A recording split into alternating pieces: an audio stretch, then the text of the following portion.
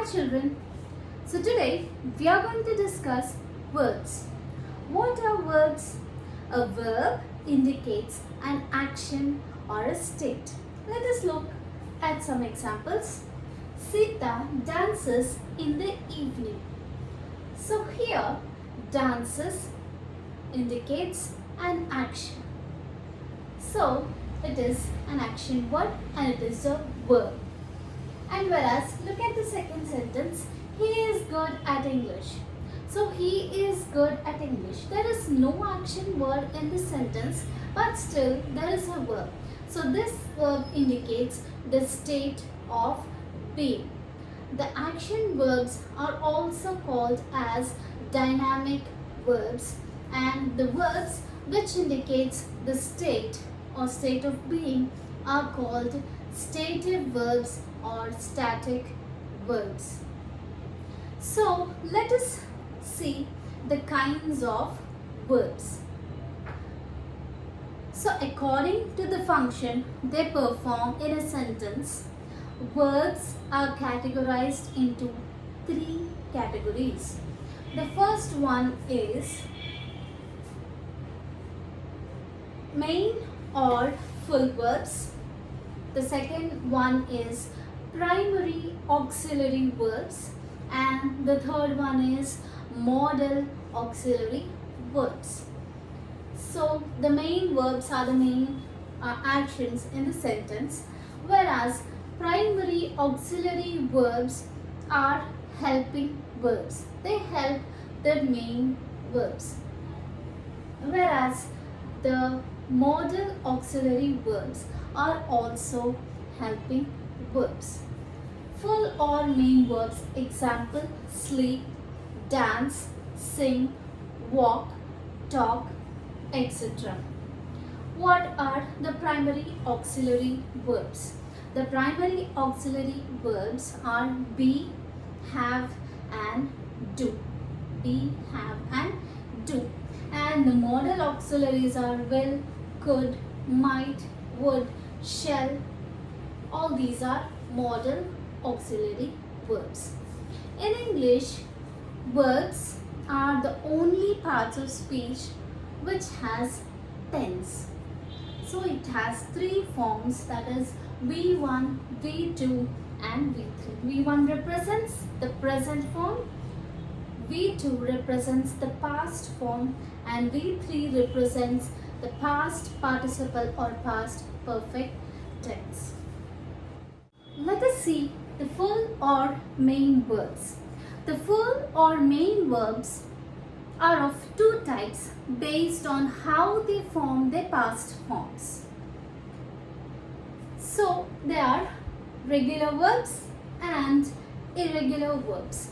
Let us see how regular verbs form their past forms. Usually we add ed or d for the regular verb or base form of the verb to form their past forms. Example, cook, cooked, look, looked, like, liked. So here in these verbs we added ed and d to the base form of the verb. So there are some spelling rules in forming the past forms for the regular verbs. Suppose if a one syllable word has consonant, vowel, consonant structure, we double the last consonant and we add ed to form its past tense. For example, chat. Chat. Chat is a one syllable word and it ends with T. It has a consonant, vowel, consonant structure, and for this we have to double the last consonant. So to make its form past form, we add T plus ed. Chatted. Chat, chatted. This consonant, vowel, consonant structure, we double the last consonant and we add ed to form its past tense. Another example, stop, stopped. So there are some exceptions. When the last consonant ends with X, W and Y, we don't double the last consonant, but we simply add ed to form its past tense. For example, sue. Sue is a one syllable word which has the structure consonant, vowel, consonant, but here as the word or the verb ends with W, we don't double the last letter, but we simply add ed to make its past tense. So sue, sued. Play, played. Fix, fixed. So these are the words which end in W, Y and X. We didn't double the last consonant, but we added ed to form its past forms. And now, if the last syllable of a word is stressed, so then also we double the last consonant and we add ed to form its past tense. For example, incur, incur. Here the last part of the word is stressed. So incur. So we double the last consonant and we add ed to form its past tense. Incur, incurred. Prefer, preferred. So this is the way we form the past form. And next, if a verb ends with e, if a verb ends with e, we just add d to form its past form. For example, love, loved, like, liked. So if a word ends with e, we just add d to form its past tense.